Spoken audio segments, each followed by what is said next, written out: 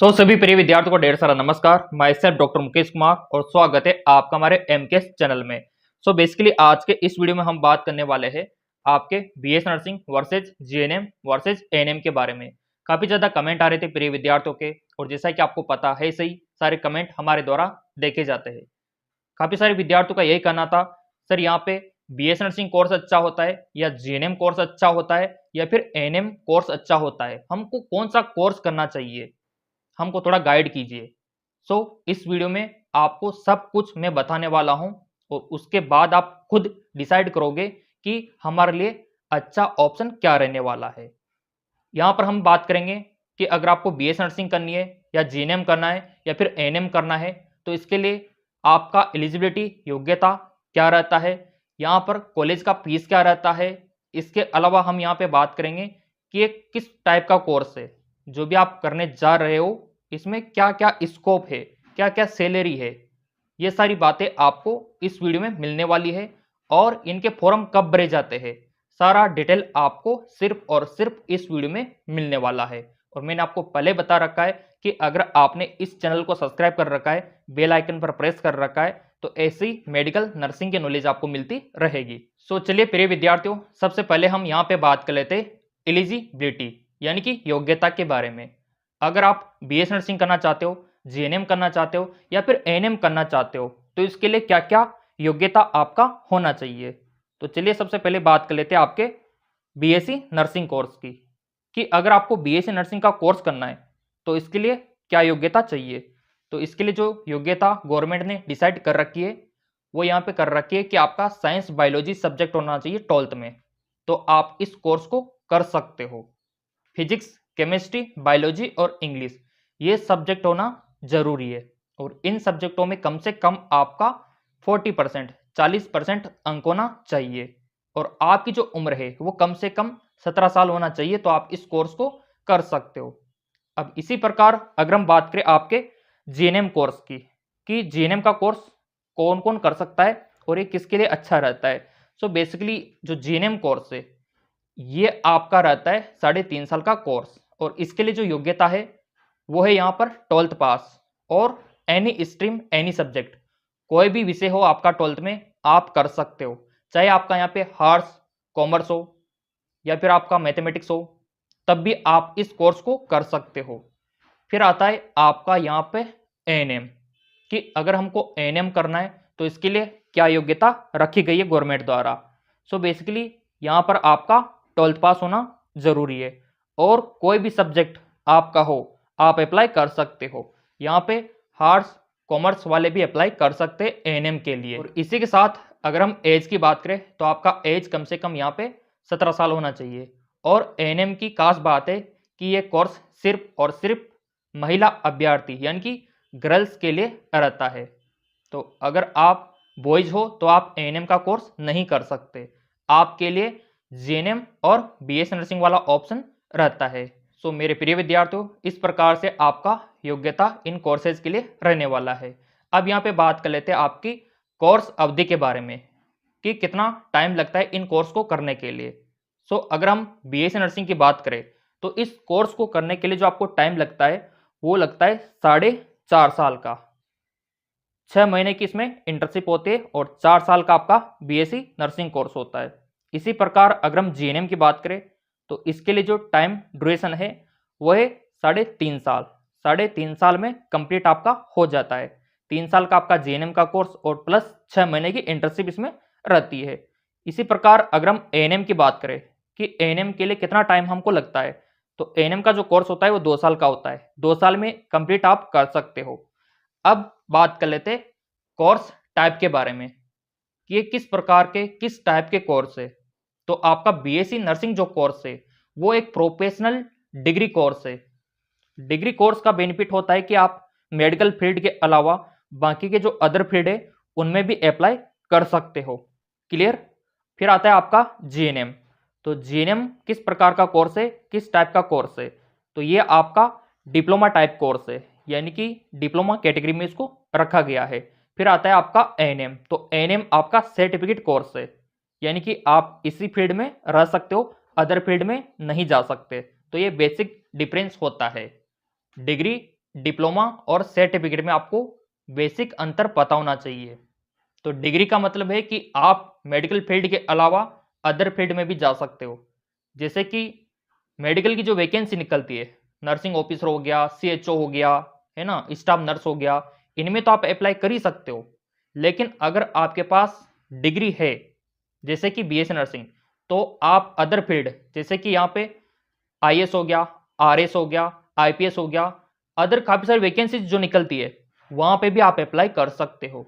Lecturer की vacancy हो गई, वहां पे भी आप अप्लाई कर सकते हो। ये मतलब होता है डिग्री का। जबकि डिप्लोमा की अगर हम बात करें तो डिप्लोमा में आप अप्लाई नहीं कर सकते अदर वैकेंसी में। आप आरएस के लिए, आईएएस के लिए, आईपीएस के लिए अप्लाई नहीं कर सकते अगर आपके पास डिप्लोमा है तो, क्योंकि डिप्लोमा का मतलब होता है कि आप उसी फील्ड में अप्लाई कर सकते हो। यानी कि आप मेडिकल फील्ड को, हॉस्पिटल सेक्टर को छोड़कर बाहर नहीं जा सकते। तो इतना अंतर होता है डिग्री और डिप्लोमा में। तो ऑब्वियसली बात है कि अच्छा आपके लिए डिग्री रहता है, लेकिन इसके लिए योग्यता भी थोड़ा हाई रहता है। अगर आपके पास योग्यता ज़्यादा नहीं है तो फिर कॉम्प्रोमाइज आपको डिप्लोमा से करना पड़ता है। सो चलिए अब यहाँ पे बात कर लेते हैं स्कोप के बारे में और सैलरी के बारे में कि किसमें कितना स्कोप है, किसमें कितना सैलरी है। सो प्रिय विद्यार्थियों, स्कोप की बात करें तो स्कोप ऑल मेडिकल फील्ड में बहुत ही ज़्यादा रहने वाला है। अगर हम यहाँ पे बीएससी नर्सिंग की बात करें तो आपको पता होगा कि एम्स में बहुत ही ज़्यादा अपॉर्चुनिटी रहती है। इसके अलावा आपका सीएचओ हो गया, सामुदायिक स्वास्थ्य अधिकारी आप बन सकते हो, आप नर्सिंग ऑफिसर बन सकते हो, आप स्टाफ नर्स बन सकते हो, इसके अलावा आप हेल्थ इंस्पेक्टर बन सकते हो। काफ़ी सारी वैकेंसीज निकलती है। इसके अलावा आप लेक्चरर बन सकते हो। तो स्कोप तो बहुत ही ज़्यादा है यहाँ पे। अगर जीएनएम की बात करें तो जीएनएम में भी आप ये सब बन सकते हो, लेकिन यहाँ पर आपका एक्सपीरियंस मांगा जाता है, अभ्यास मांगा जाता है। जबकि बीएससी नर्सिंग वालों से कोई भी एक्सपीरियंस नहीं मांगा जाता। इतना सा अंतर रहता है। और एएनएम की बात करें तो एएनएम में जो स्कोप है वो रूरल, ग्रामीण क्षेत्र में रहने वाला है। जैसे कि आपका आंगनबाड़ी क्षेत्र हो गया, प्राथमिक स्वास्थ्य केंद्र हो गया, वहां पर स्कोप रहता है और अधिकतर वैकेंसी उसी क्षेत्र में निकलती है, ग्रामीण क्षेत्रों में। अब सैलरी की बात करें कि किसमें कितना सैलरी रहता है, तो यहाँ पे ये डिपेंड करता है आपकी पोस्ट के ऊपर। तो यहाँ पर अगर आप नर्सिंग ऑफिसर हो एम्स में, तो आपका जो वेतन होता है स्टार्टिंग वो 19,000, 90,000 से स्टार्ट होता है। तो ये बेसिक सैलरी है। अगर आप सीएचओ, सामुदायिक स्वास्थ्य अधिकारी के लिए अप्लाई करते हो तो इसका जो बेसिक सैलरी होता है वो 40,000 रुपये होता है। अगर आप स्टाफ नर्स के लिए अप्लाई करते हो तो यहाँ पर जो आपका वेतन होता है वो होता है आपका यहाँ पे 35,000 प्लस, जो कि आपके एक्सपीरियंस के अनुसार बढ़ता जाता है। प्रिय विद्यार्थियों, स्कोप तो बहुत ही ज़्यादा है मेडिकल फील्ड में। इसके अलावा आपको पता है ना कि आप टीचिंग सेक्टर में भी अप्लाई कर सकते हो अगर आप नर्सिंग कोर्स कर लेते हो तो। अब यहाँ पर काफ़ी सारे प्रिय विद्यार्थी हमसे बोलते रहते हैं, सर इनका एडमिशन का प्रोसीजर क्या रहता है, तैयारी हमको कैसे करना चाहिए और हमको कौन सा कोर्स करना चाहिए। तो ये सारी डिटेल अभी हम चर्चा करेंगे। देखो, एडमिशन प्रोसीजर की अगर हम बात करें तो आपको पता है कि इन कोर्सेज में प्रवेश के लिए गवर्नमेंट द्वारा इंट्रेंस एग्जाम कंडक्ट करवाया जाता है प्रत्येक वर्ष, और वो इंट्रेंस एग्जाम आपको देना होता है। तो उसकी तैयारी हमने स्टार्ट करवा रखी है। अगर आपको भी तैयारी करनी है तो आप इन नंबरों पे व्हाट्सअप कर सकते हो। नया बैच स्टार्ट हो चुका है जहां पर आपको BSc nursing entrance exam, pre exam का तैयारी करवाया जाएगा और जीएनएम प्री एग्जाम का तैयारी करवाया जाएगा। क्योंकि आपको पता है काफ़ी सारे ऐसे स्टेट है जहाँ पर जीएनएम के लिए इंट्रेंस एग्जाम होता है और काफ़ी सारे ऐसे स्टेट है जहाँ पर 12th की मेरिट के बेसिस पे एडमिशन हो जाता है। तो एडमिशन प्रोसीजर की अगर हम यहाँ पर फुली बात करें तो आपका बीएससी नर्सिंग के लिए एंट्रेंस एग्जाम होता है। इंडिया में किसी भी कोने में आप देख लो, एंट्रेंस एग्जाम देना ही होगा, तभी आप यहाँ पर प्रवेश ले सकते हो। और काफ़ी सारी तो ऐसी यूनिवर्सिटीज है जहाँ पर आपको नीट का एग्जाम भी देना होता है अगर आपको बीएससी नर्सिंग कोर्स करना है तो।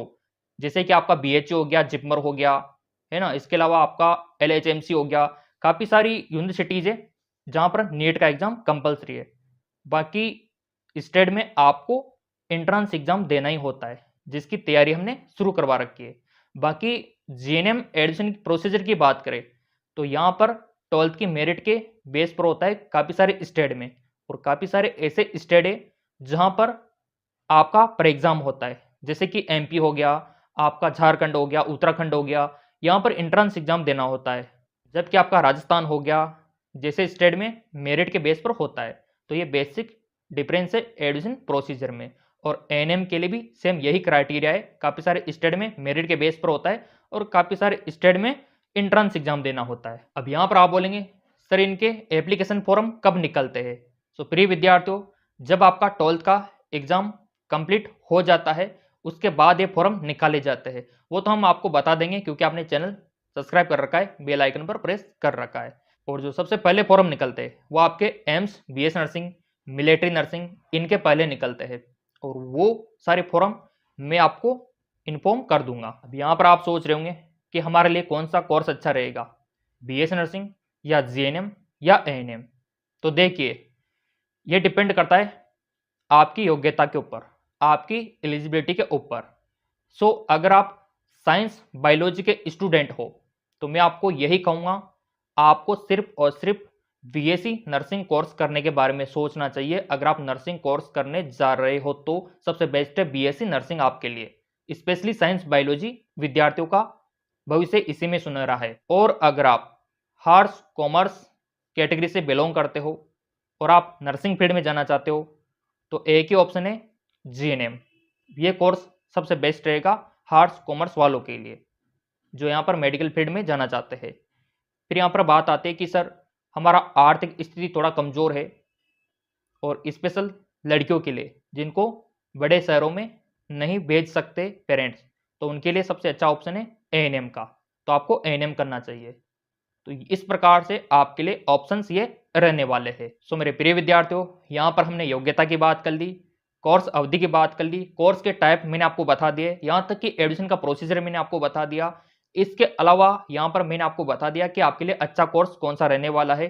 फिर भी कोई डाउट रह गया हो तो आप कमेंट करके बता सकते हो। बाकी जिनको तैयारी करनी है और हमारी तरह मेडिकल फील्ड में आना है, अपने पेरेंट्स का नाम रोशन करना है, तो फिर आप ऑनलाइन कोचिंग भी कर सकते हो। हम ऑनलाइन कोचिंग करवाते हैं। इन नंबरों पे व्हाट्सअप कर देना जहां पर नया बैच स्टार्ट हो चुका है। सो मेरे प्रिय विद्यार्थियों, इतना इन्फॉर्मेशन देने के बाद फिर भी कोई डाउट रह गया हो, कुछ समझ में आपको थोड़ा सा नहीं आया हो, कुछ पूछना हो तो आप कमेंट करके पूछ सकते हो। सारे कमेंट में देखता हूं क्योंकि मेरे को पता है स्टूडेंटों की फीलिंग, ठीक है, क्योंकि इस स्टेप से हम गुजर चुके हैं। तो मैं आपके साथ हूं, चिंता आपको बिल्कुल भी नहीं करनी है और मेडिकल फील्ड में मैं आपको लेकर आऊंगा, ये हमारा वादा है।